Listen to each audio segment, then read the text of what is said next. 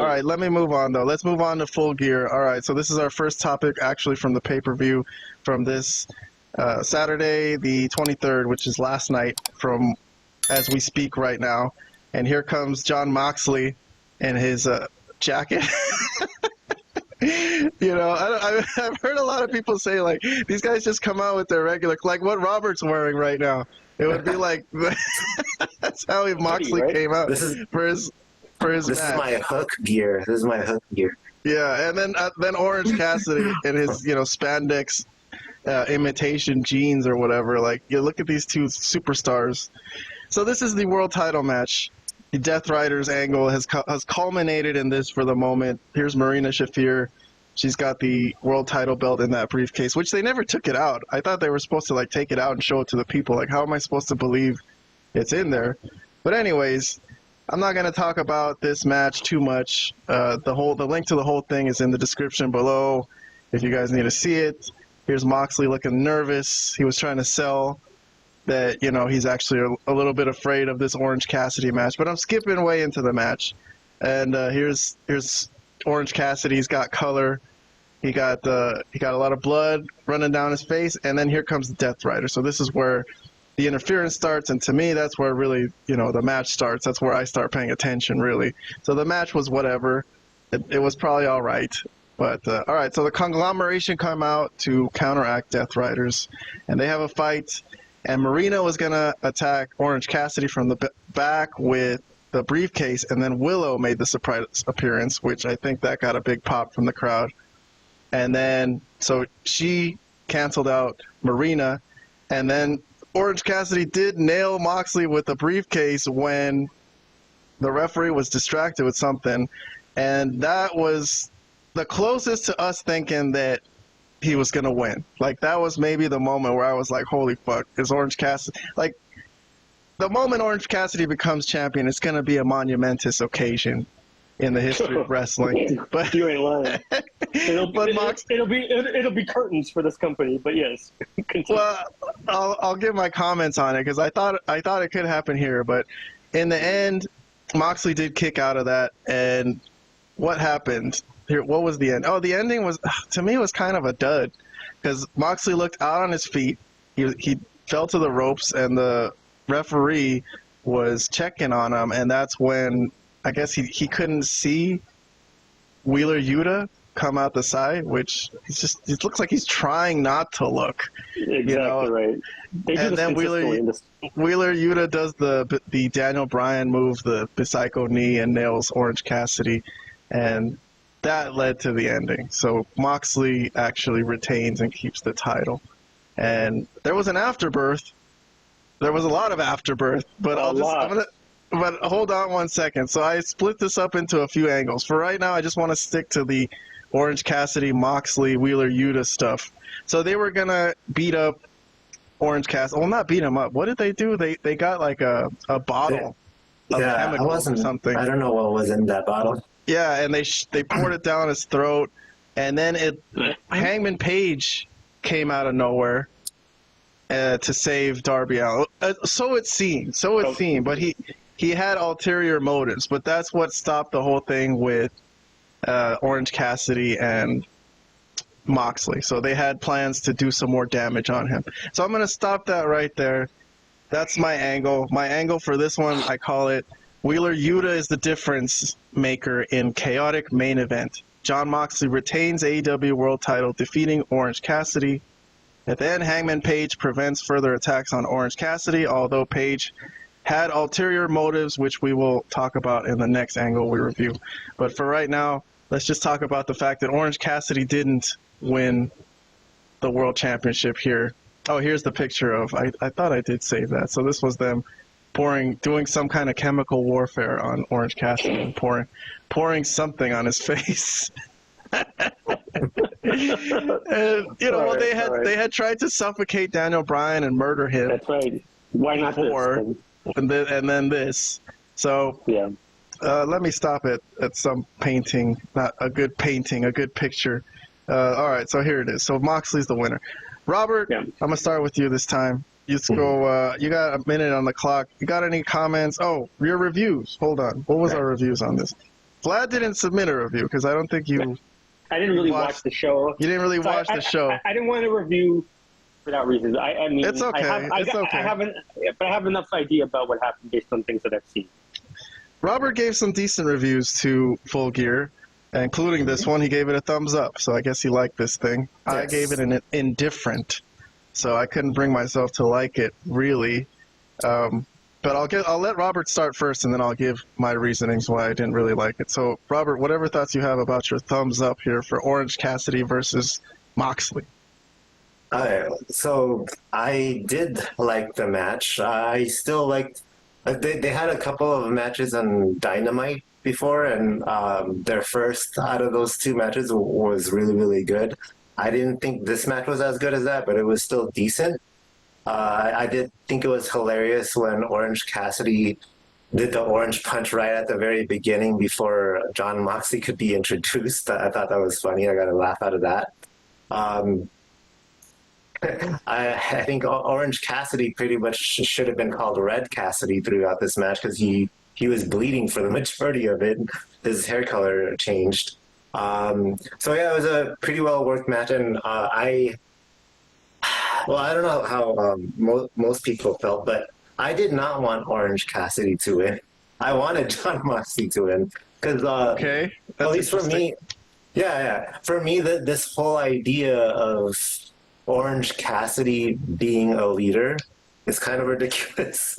Like, why him? If I was someone in the AEW locker, I wouldn't look to him as the leader. Like someone who barely says much, and like looks like he's giving not much effort in anything he does, except like, well, maybe in his matches, sure, once in a while, but like that's not someone I would gravitate to as a leader. So that whole idea of him being the leader of the movement against the Death Riders and taking the power back from them, I just never rolled with it personally. So if someone's gonna take the belt away from Moxley, I don't know. For me, I just don't want it to be Orange Cassidy.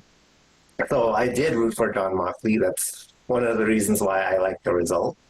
And then the stuff that happens afterward with Hangman, Adam Page, that was a surprise. But then again, you did mention there is an ulterior motive, which we'll get into in about a minute from now. So I don't want to say too much just yet. So I'll stop there. So I did like the match enough to give it a thumbs up.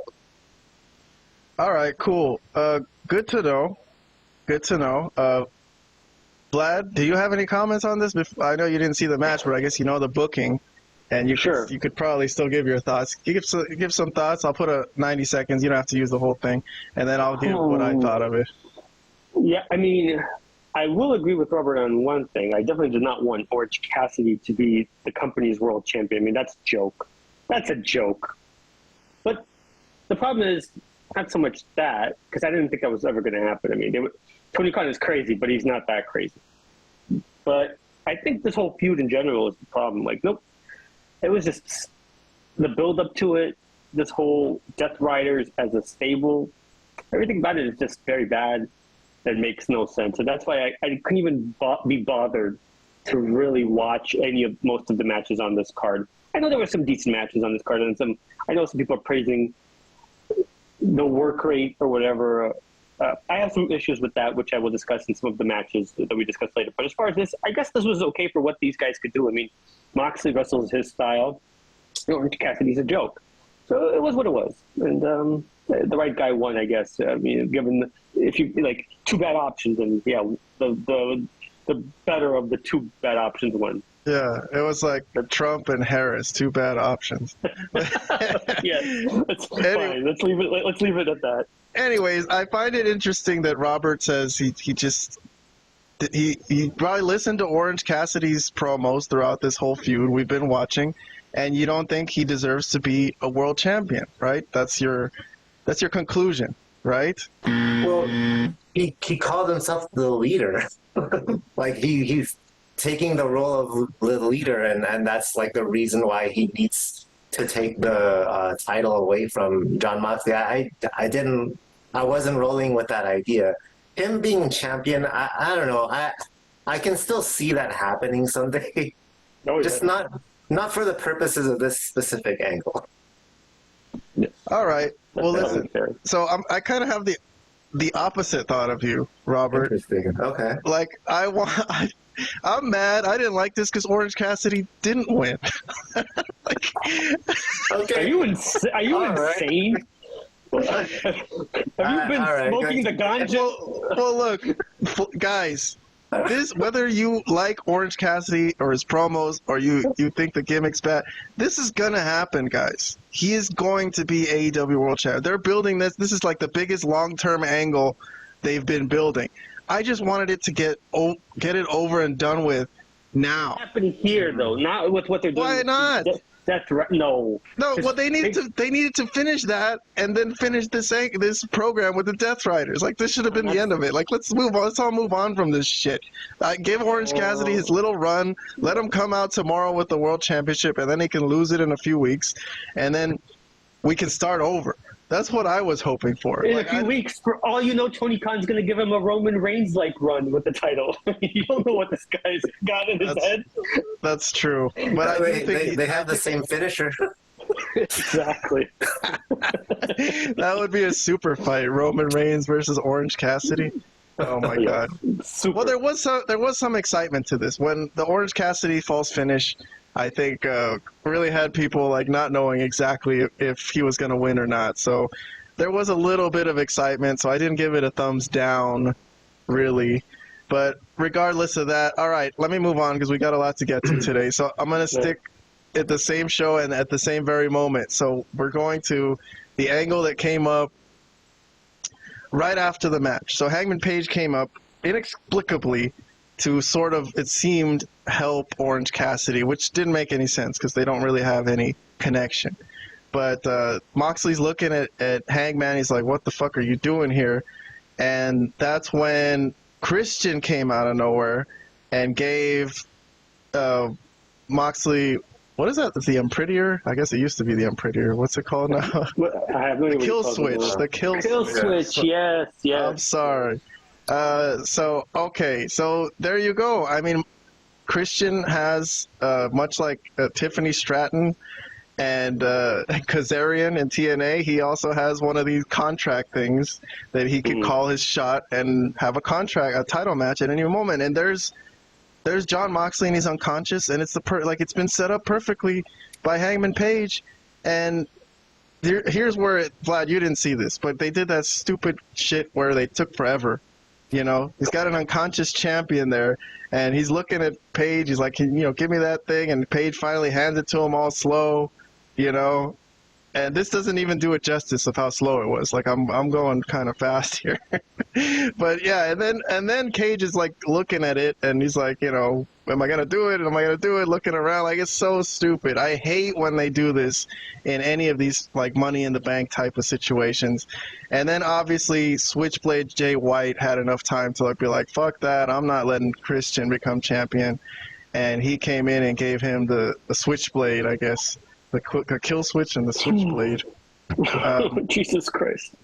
Okay. So then there you go. Death Riders came in, they beat up Jay White, and they escaped with Jon Moxley. And this is still not the end of this. There's another angle that comes up, but I'm going to stop that right there. So I'm separating this into 3 angles, really, the end of the show. My head.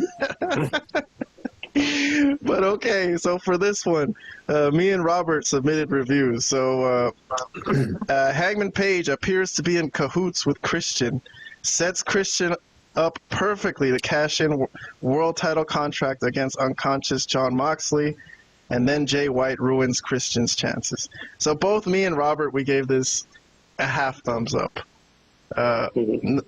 No pun intended, and Orange Cassidy, half thumbs up. But in our scale, that means we kind of liked it. So I guess it was something, right? It was something interesting. I wasn't expecting it. The whole cash-in thing. I thought for a second, it could happen. Just like the Orange Cassidy thing. I was like, is this going to happen? Is fucking Christian going to be champion? I was like, I was kind of happy about that. I was like, yes, I'm trying to get off this Death Riders thing. But anyways, okay. I'll start with Robert again. You don't have to use the whole clock or whatever, but Hangman Page, Christian, whatever you got to say about this attempted cash-in that failed. Yeah, so first off, props to the person that was holding up that sign, Christian doesn't pay child support. That's pretty hilarious. I mean, this wasn't horrible. It wasn't bad, but it's just the execution of it wasn't that great. Like what you mentioned, they took their sweet time with it. Or when my eyes. Yeah, when Hangman Adam Page, he held on to that. Was it a contract or whatever? He held on to it for a while before finally giving it to Christian Cage, and then Christian Cage took his sweet time before trying to give it to the referee. I'm like, yeah, too much hesitation. So it's just the execution that I didn't really like about it. All right, Vlad, do you have any comments on this attempted cash-in that failed? I know you didn't see it really, but I showed you pretty much what happened. Yeah, and I saw this. I mean, I didn't see this specifically, but I got through the highlights of the show, and I got that this happened. Any comments? Let's see. I mean, I just think the whole thing was like very messy. There's so much happened at the end when really unnecessary. Like they're trying to get this Moxley group over. But then these other heels are coming in with Hangman and Christian and they're going to take his title. But then they look like idiots because they're just like have their fingers up their ass. You know, what the hell are they doing? Do they have any interest of taking the belt or are they just fucking around? It looked like they're just fucking around. Yeah. So that was ridiculous. And then, of course, my least favorite wrestler maybe as far as character goes, not his in-ring work, but just what's his name? Switchblade, or is that his name? What the hell is his name? Jay White. Jay White, who was maybe the worst promo in the business. Like I can't. So I was like, oh, this guy's involved. That means maybe he's the next one to feud with Moxley. I don't know. None of this is exciting at all. None of this is at all interesting to me. And all these people I just don't like. I mean, Christian's cool, but come on, the way he's been used lately. Anyways, yeah, I'll leave it at that. This was no good. No bueno, guys. All right. I guess a thumbs down from Vlad. All right. So It would have been, yes.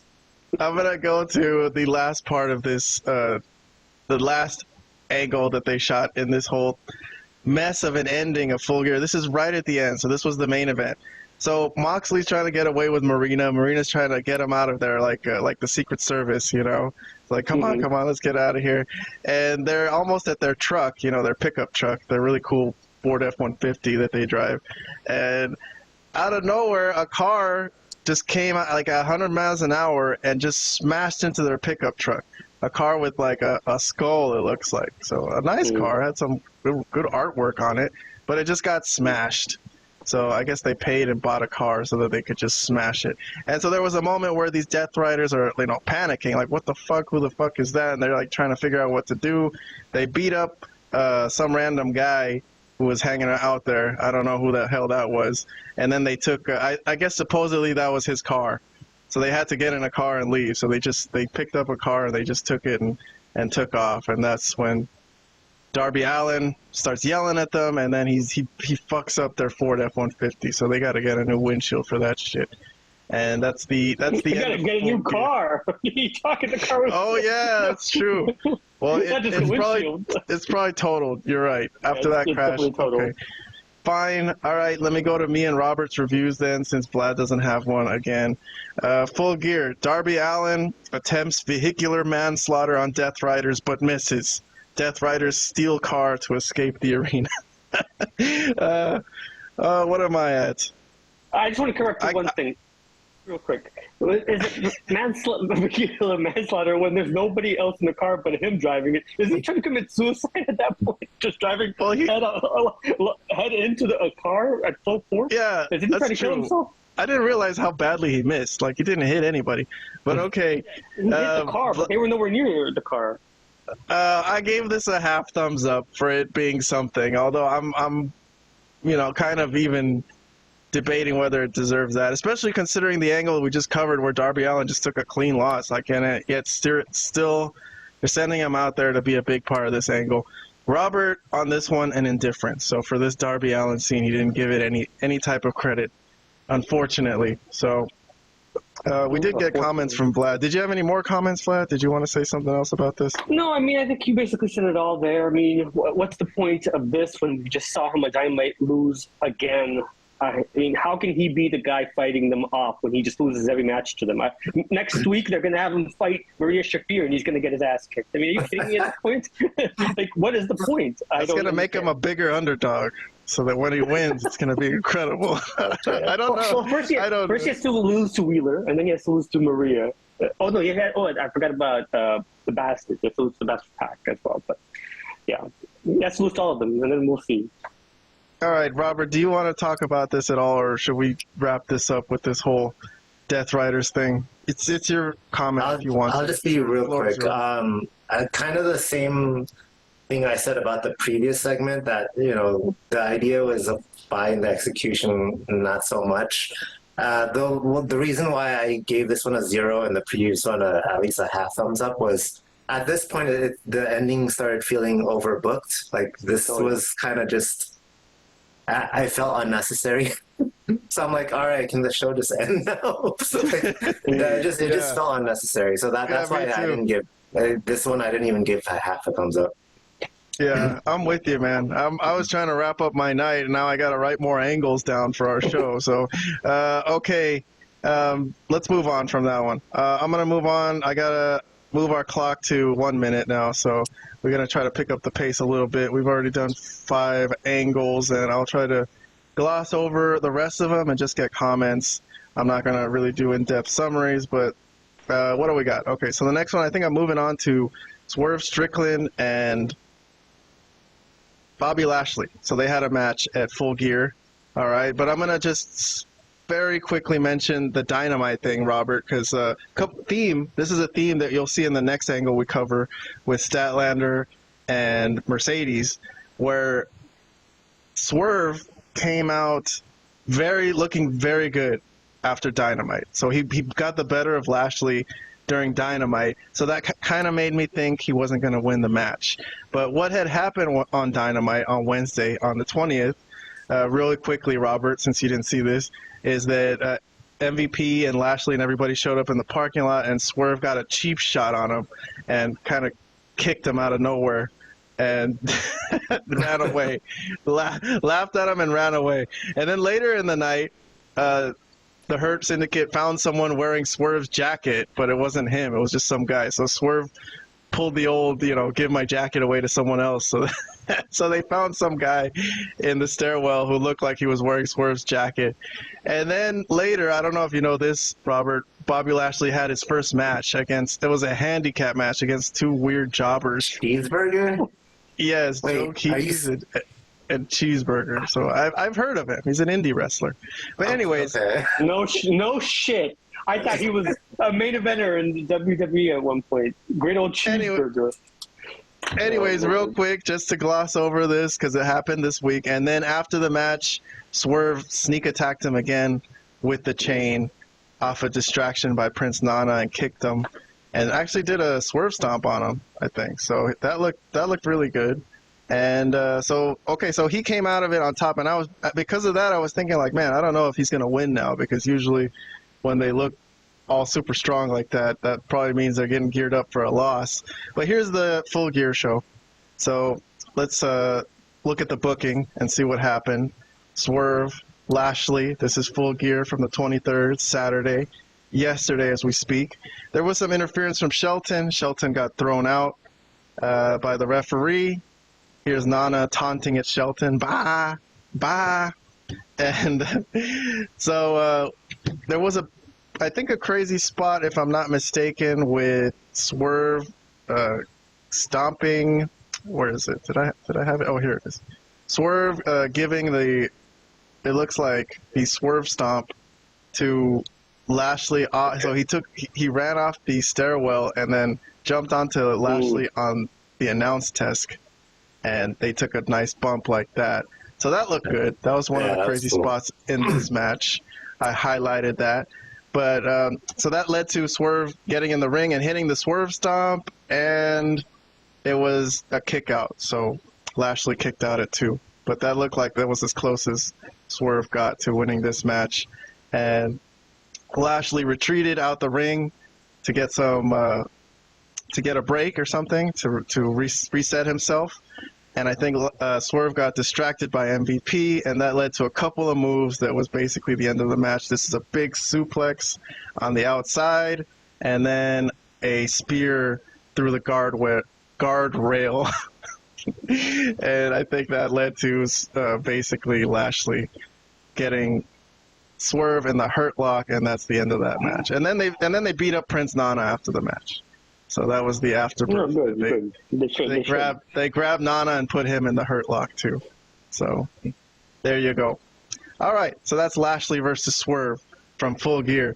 Only me and Robert have reviews here, so I will reveal what we gave this on our Malapert Smark review post, which is in the description below if you guys want to see our full review, thumbs up, thumbs down reviews. Robert gave this a thumbs up, so another match that he liked.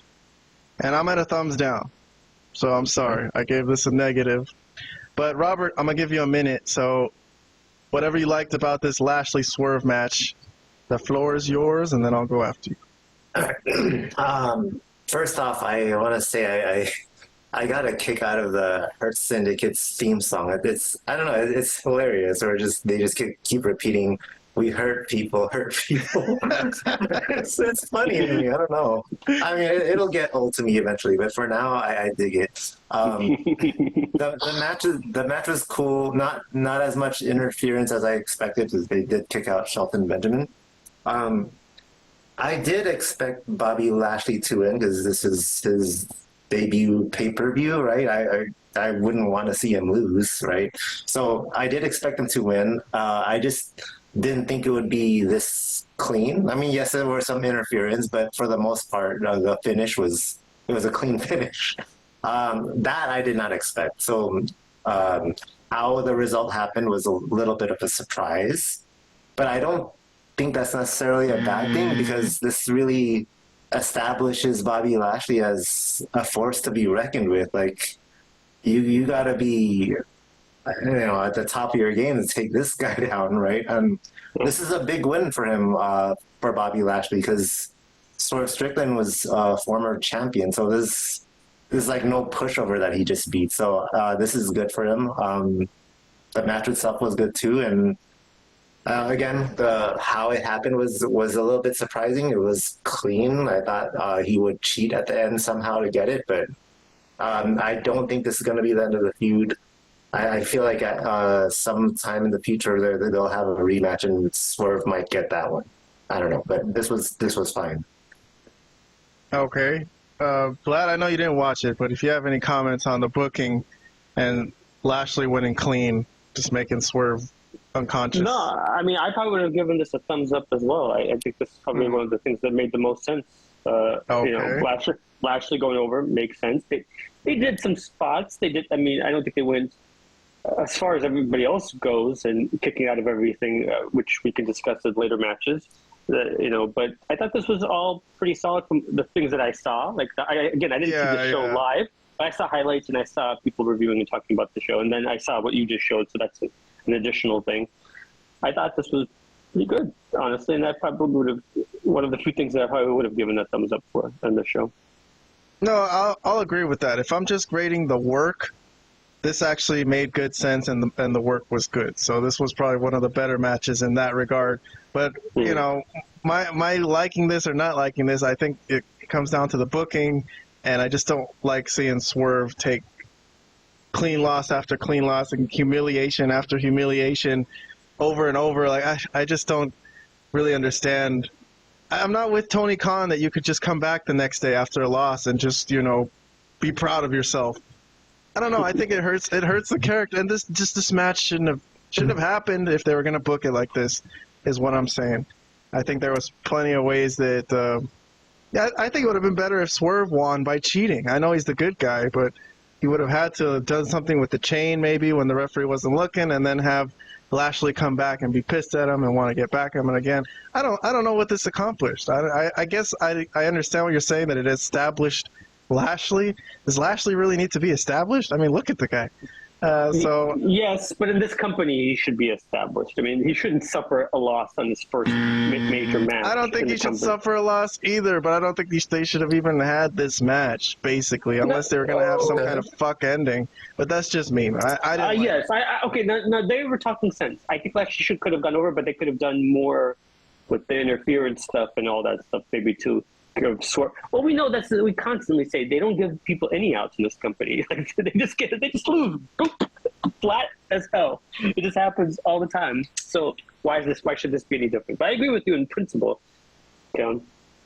All right, moving along. So we're gonna talk about Mercedes Moné and Statlander, which is a story that we've been covering on this show because we've thought some of their angles in their feud leading up to this match have been incredible, to say the least, in some way. So, well, don't make it sound like you're incredible in a good way.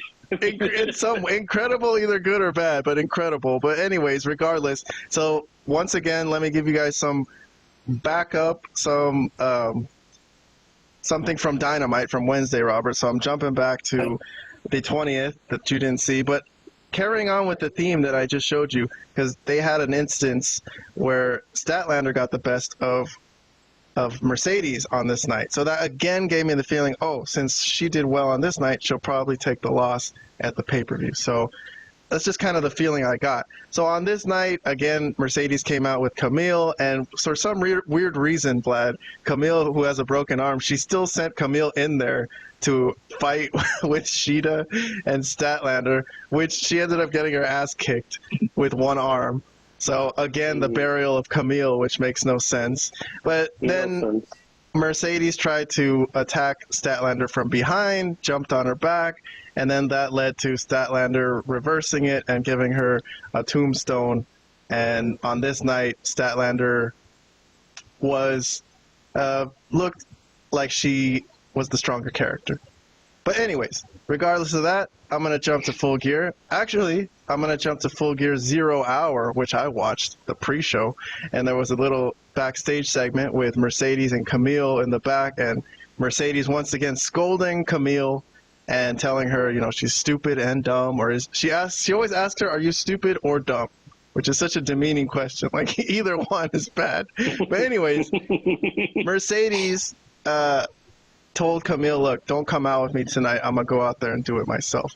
Which, honestly, I was hoping, since Camille had been buried so horribly in this whole thing, that this was some kind of swerve, that her arm wasn't really broken, and that she was going to come out and help Mercedes during the match. Which didn't happen. But I'm just giving you thoughts I had as I was, going along watching this. But unfortunately, there was no Camille interference. So let's go to the match. So here we are, Full Gear 23rd. This is Mercedes and Statlander for the TBS title.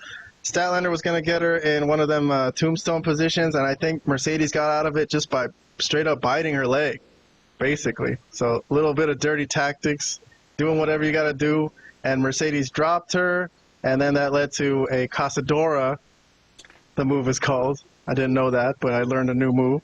And she flung Statlander throat first into the middle rope, and then that led to a pinfall. And also a clean Mercedes victory. A clean victory for the heel, again, without Camille or anything.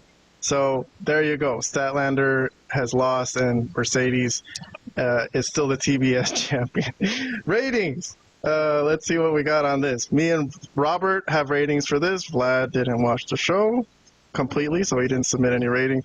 But again, me and Robert are kind of at a standoff on how we're looking at this show. So Okay. Robert gave it a thumbs up, and I gave it a thumbs down. So once again, I'll start with Robert. Robert, Mercedes Moné versus Camille. Can we please have your review on this? 1 minute on the clock. All right. Well, I didn't watch 0 Hour. I mean, I think during the match it was mentioned that Mercedes Moné told Camille to stay in the back. So I knew that happened. I just didn't actually see that in the 0 Hour. I don't know.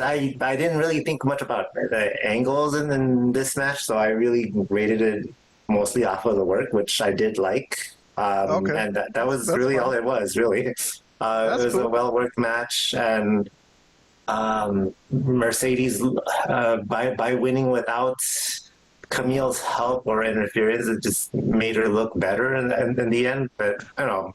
That wasn't a factor in my rating. I just, again, this was really just based on the work, and it was good. That's it. All right. So the follow-up question before I go to Vlad. So you don't feel bad for Statlander taking a clean loss like this? The girl who beat Jade Cargill and ended her undefeated streak, and is supposed to be. She's supposed to be the top girl that they're pushing. I think. I don't know. But when she was champion, when she was the champion, her championship run wasn't all that great either. So that doesn't really matter. That's true. That's true. Yeah. But I don't know who you can blame for that. That's kind of complicated because sometimes you can blame the wrestler and sometimes you can blame AEW and the booking. But anyways, Vlad, I know you didn't watch the match, but you just got a sense of the booking and what happened, and I summarized it for you. You got any comments you want to give? Yeah, I got a lot of comments on this. All right, well, you have a minute only, yes. I'm going to try to keep it short. From the review that I saw, these two women they did everything to each other, basically. They put each other through hell. They put their finishers multiple times. It was a match that everybody was kicking out of everything. This is what I got. Like I said, I didn't see the show, but I saw the highlights. And it was a long match. It was a long match. I skipped most of it. Long match, grueling match, where everybody was kicking out of everything, right? And then the heel, who was obviously the heel, there's no gray area here, beats the babyface clean. Fuck me, man. After everything that's happened in this feud, where she tried to run her over with a car, and they went through the fake looking wall and everything here, and then she just and Camille, who's been made to look like a total idiot this whole time, wasn't even involved in the finish. I mean, I just am flabbergasted at the booking here. Not so much that Mercedes won, because fine, I knew she was going to win. But not like this, dude. Not where they were going to have this quote-unquote epic match with this great work rate, whatever people think that means, and then have the heel win. Unbelievable. Okay, I'll leave it at that, Kevin.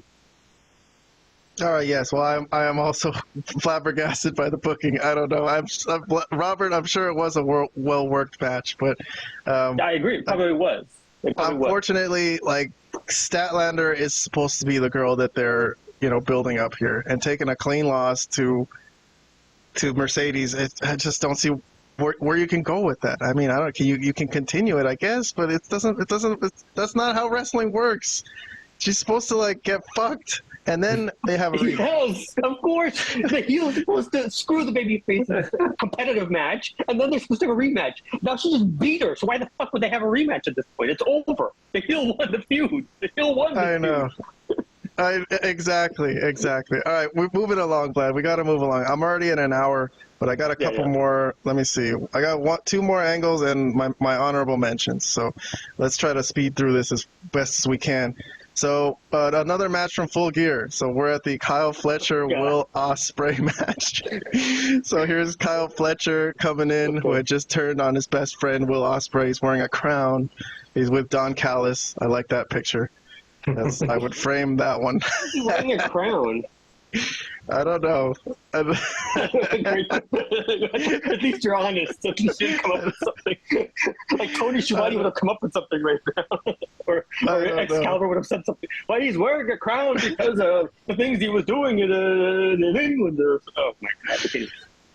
Continue, Kevin. I'm sorry. All right, look, I gotta forward through most of this match. The full match is in the description below if you guys really need to see it and stop it and go look at it. It's like half an hour, including the ring walk, so it's a long match. But I'm not gonna go through it. A lot of crazy, good-looking moves, man. These guys really put in the moves really well. I'll tell you that. The work looks good. I don't know if it makes sense. That's a whole nother story. But I'm going to show the one spot, Vlad. If you didn't see this, this is one of the craziest spots I've ever seen in wrestling. Okay, let me see this. I think I saw it, but yes, this is the part we talked about. And guess what? Okay, show this part first. So Kyle Fletcher reversed some move that Will Ospreay had, to describe this for people who are on audio. So he has him in a tombstone position out on the ring apron. and the steel steps are like kind of 3 feet away from him, it seems.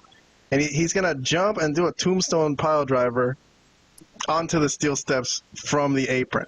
So here he is with he's holding Will Ospreay, and then he jumps and fucking hits his knees on the fucking steel steps. Dude. And the fuck is the point of that? Okay. well, that was the end of the match. At least if they were going to No, it was not the end of the match. That it was pretty. Finish, it was pretty much the end of the match. This led to the series of moves. No, he kicked out after that, so it was. He did kick out, but he's out of it. He kicked out, but he's fucked up. What are you talking about? If he kicked out of it, then that wasn't the end of the match. He's not out of it. He had to do more things after that. How could there be anything after that? That's sure, it. he did have to do more things. That should have crippled him. Okay, but the people were pretty surprised at that move. Like that move got a big pop. I'll tell you that much. So he drags Will Ospreay into the ring, who's pretty fucked up, and he puts, like Vlad says, puts a few more moves on him, talks shit, talks trash. A few, like 5-6 moves, but yes. 5-6 moves, and then this is the finisher. He's got him like in a suplex position up on the second rope, and then drops his neck on the top rope, which got another big pop from the fans, and then that was really the ending. So another clean win for the heel. So unbelievable. But this one's even more unbelievable. This one's even more unbelievable to me. And then Mark Davis, formerly of United Empire, comes out to check on Will Ospreay, make sure there's no post-match attack, and then Fletcher and Don Callis just retreat happily. All right, so we have some ratings for this. Me and Robert, we watched it. So we're on opposite ends of the spectrum. This is the only match Robert gave 2 thumbs up to. So Robert loved this shit. I did. And I gave it a thumbs down. So I'm at a thumbs down. Vlad also didn't rate this. He didn't see the whole thing. I would give it a thumbs down. I might even give it 2. But to be honest, well, no, you didn't see the match though. What about the work? Anyways, Robert. Yeah, the work. I've seen enough Oscar matches to understand what happened here. Well, stop it, Vlad. Let's not have such a bad attitude about this. Let me give Robert his time to talk. He loved this shit, so we're gonna let him speak uninterrupted about the Will Ospreay Kyle Fletcher match with Kyle Fletcher getting made here, right, Robert? Yes. Yeah, well, I think that was the idea. He's a made man now after this match. Well, first of all, I love the match itself, right? And then yes, the build up to it was really. I actually thought this was one of the of all the matches in Full Gear. This is one of the best built up matches, right? Had a good angle. Yes, I agree with that too. I did not know who was going to win this one. Every other match on this card, I had a pretty good idea of who was going to win. This one, I had no clue. I really didn't. This was a toss up for me. But yes, either one wouldn't have been a surprise. But hey, you know what? The result of this will just propel Kyle Fletcher. I mean, like you're pretty much a made man beating Will Ospreay clean, right? So I think that was the whole purpose of it. I don't know where they're going to go from here, but I'm pretty sure they're going to have a rematch. But this was well done, and I like the angle leading up to this, so that's why I gave it 2 thumbs up. All right. Okay, what do I have to say about this? Gosh.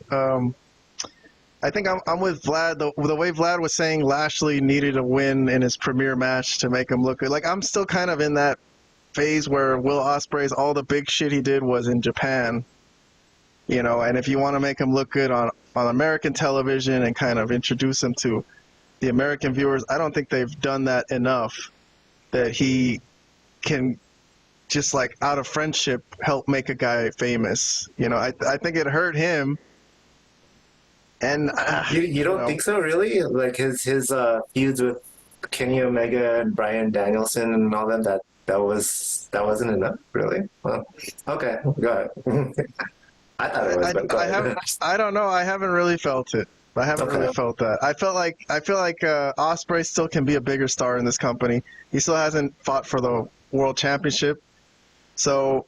You know, I don't know. I think they could have done more and then done this. If they really wanted to do this and do it well, do it in the future. But I don't know. I just also got a bad feeling about it. I think the crowd too was kind of flat when they did the finish. It was like, oh, really? That's what they did? Okay. So, I don't know. And then what are they gonna do with Kyle Fletcher? Like they got a supposed superstar now, right? They made a superstar. Are they really gonna use him properly? That's why I'm like, is it really worth it to give Will Ospreay a clean loss of Kyle Fletcher to make Kyle Fletcher? I don't know. I didn't get a good feeling off of it like you, Robert. Like I'm not getting that feeling. I'm being a dud here. I'm being a fuddy-duddy, but maybe I'm wrong. Maybe Kyle Fletcher will be a mega star, but I guess I'll give Vlad the time to talk. Did you want to say something about this, Vlad?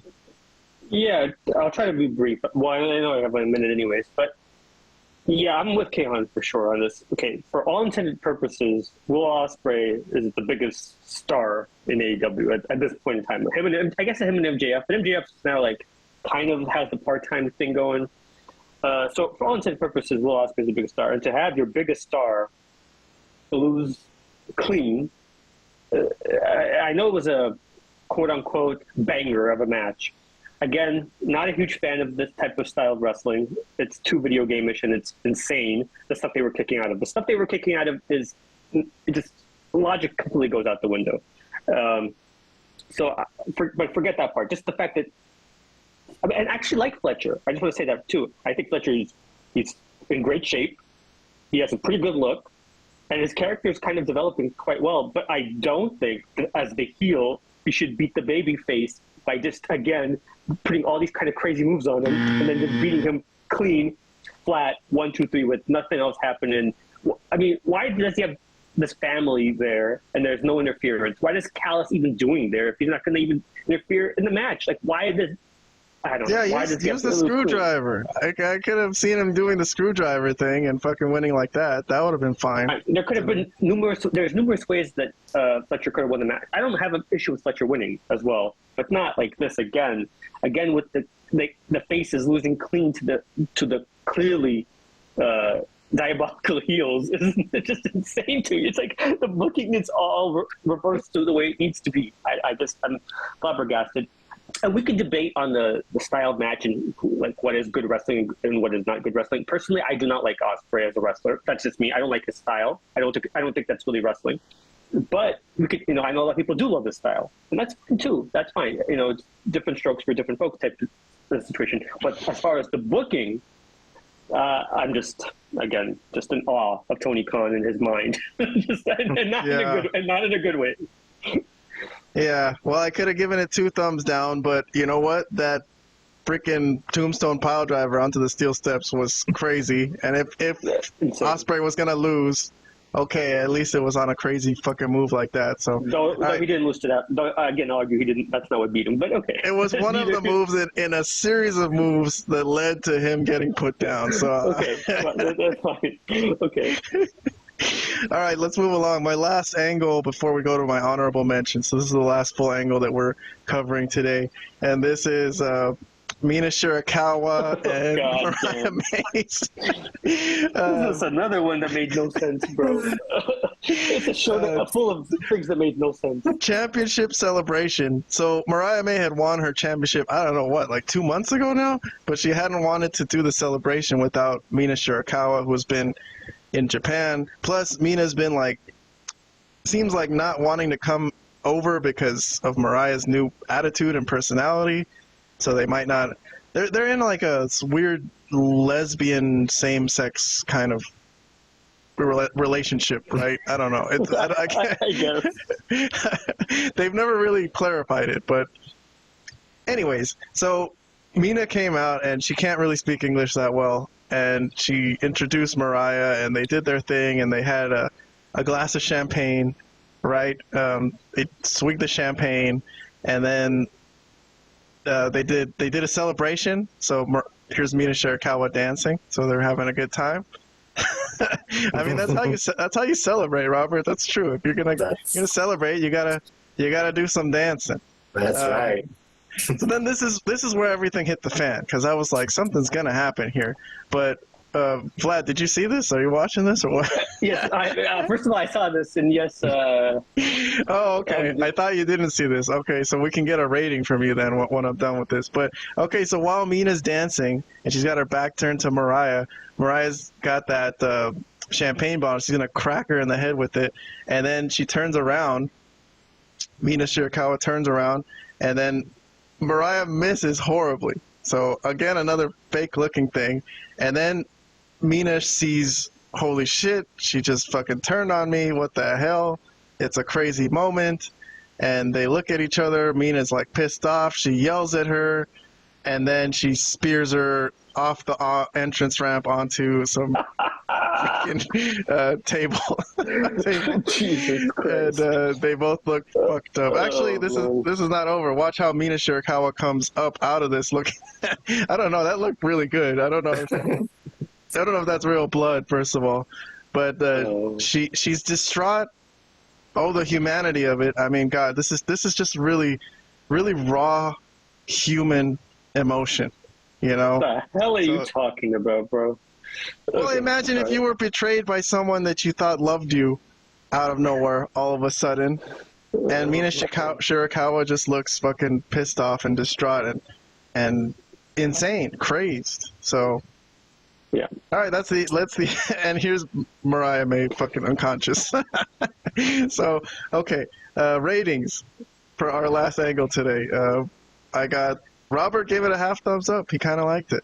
And for me, this was the only thing on the show I gave 2 thumbs up to. So I fucking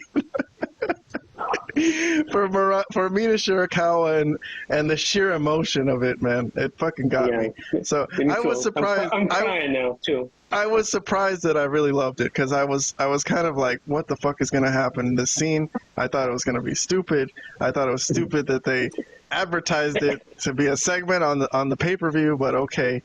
Anyways, so me, I loved it. I guess, Vlad, do you want to comment on it? You got yes. You got a minute on the clock. I badly want to comment on it. Okay, go ahead, man. Well, the funny thing is, Gail thought it was going to be stupid, and he was right. It was absolutely stupid. But I still loved it. But he still loved it, yeah. No, okay. Well, they've been doing this champagne celebration for like 3 months now, ever since she won. They've been like, we got to have this champagne celebration. We got to have this champagne celebration. So finally they have it, and I guess it's to go into an angle. I don't understand why Mariah May wants to turn on her, like specifically. It doesn't really make sense. It never does with her. She's just evil or something. I don't know. She's no threat to her. She doesn't want her title or anything. She's not. She just wants to be like celebrated with her. So I don't understand why she's attacking her. But what's even worse here is that the heel was left lane and not to be. Again, they reversed how things are supposed to be. She's supposed to leave Mina Shirakawa, whatever the hell her name is, lane, not the other way around. Okay, I mean, I give up. I just give up. It's all reversed. It all makes no sense. It's like watching AEW is like watching the Twilight Zone. Everything is like backwards. Everything. It is true. This was a very backwards pay-per-view. A lot of heels winning, a lot of weirdness. But okay, yeah. Vlad, let me give Robert time to talk. I give up. Robert, you kind of like. Wait, what would have been your rating on this, right, Vlad? Before I moved on, I would have given it a thumbs down. I might have given it 2, but probably just to be nice. Based on the fact, plus they were doing all this stuff in like heels. I mean, like what was that? They were flying around the ring in heels. It was insane what he had them doing out there. But anyways, so one thumb down would have been fine. Thumbs down. All right. Well, Robert, you gave this a half thumbs up, so you kind of liked it. So let's hear some thoughts. Okay, so about halfway through this segment before the turn, I was ready to give this 2 thumbs up because I was actually expecting some HLA. I was like, let's get it on. That's what I was waiting for. That would have been real human emotion to me. Well, sure. So yeah, I was ready to really like this. But yeah, that's what people were expecting, maybe. But that didn't turn out to be the case. The turn happened. It was still, the way it was executed was still pretty cool, so that's why I still gave it half thumbs up, but I would have liked it a lot more if it went according to how I thought it was going to go. I feel you. All right. Well, good comments, Robert. All right. Cool. That'll conclude my show today, the Malapert Smark Podcast, episode number 136. I do got some honorable mentions, though, that I will throw at you real quick before we call it a night. So these are things that didn't quite make it that we're going to not cover in depth, but I'll just mention them. But I want to mention Jack Perry and Daniel Garcia winning the TNT title, which, Robert, I don't know if you missed this on Dynamite, but there was a crazy segment where, Daniel Garcia captured Jack Perry and, talked to him.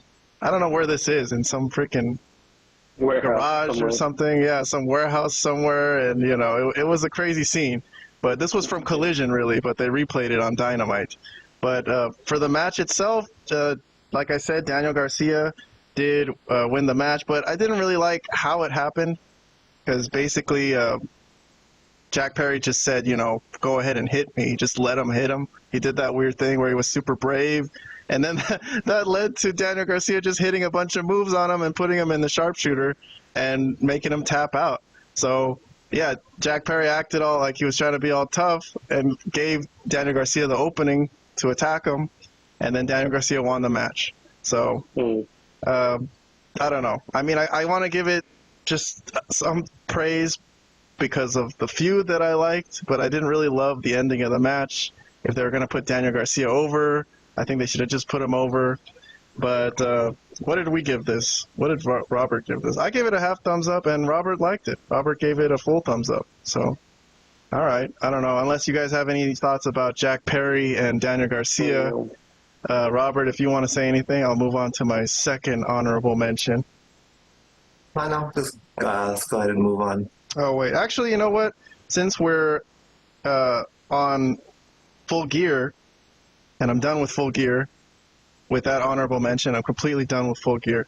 So we could give our closing thoughts on Full Gear, I guess, right now. So there were some other matches, like we mentioned earlier, Hangman Page versus Jay White, MJF versus Roderick Strong, Takeshita versus Ricochet, and Private Party retaining tag titles in a 4-way match to open the show.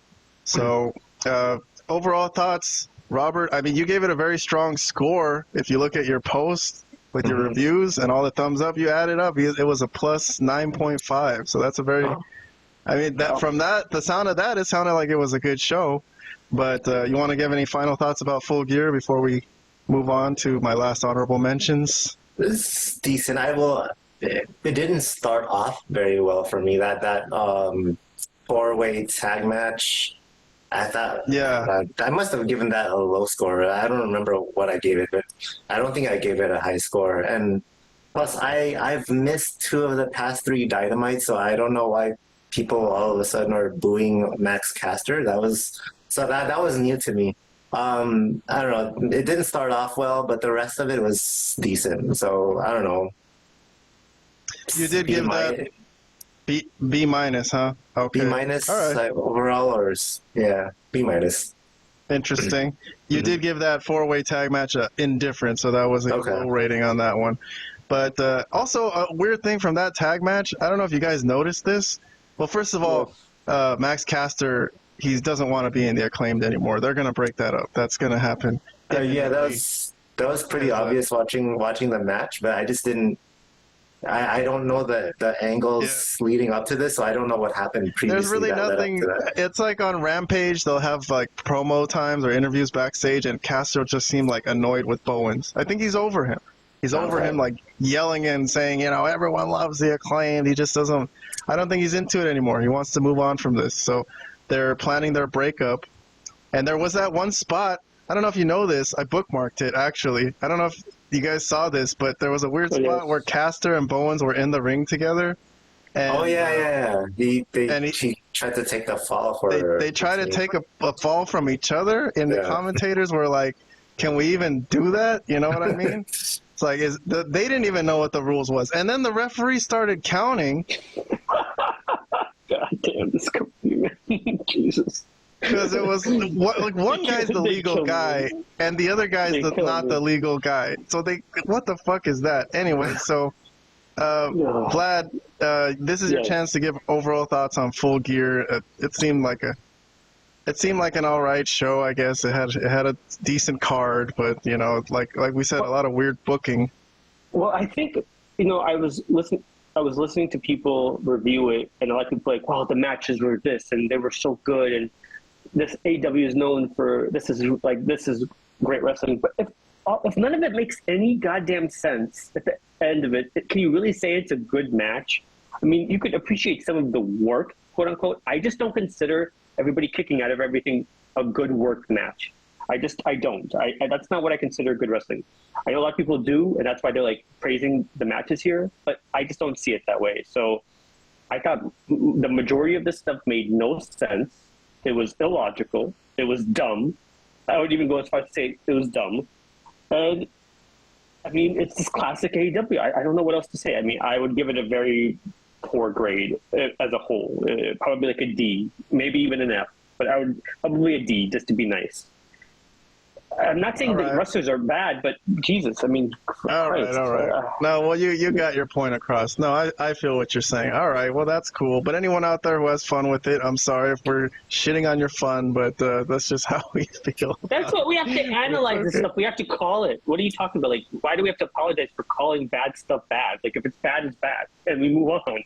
And if people don't think it's Robert bad, enjoyed it, so he had a good time with it. He didn't feel like it was a waste of your time. No. No. Well, except for that first match, but everything else. I did like Private Party coming out. I gave it a half thumb for Private Party's ring walk entrance with all those girls and the dance they did. I don't know if you remember that. So, anyways, all right.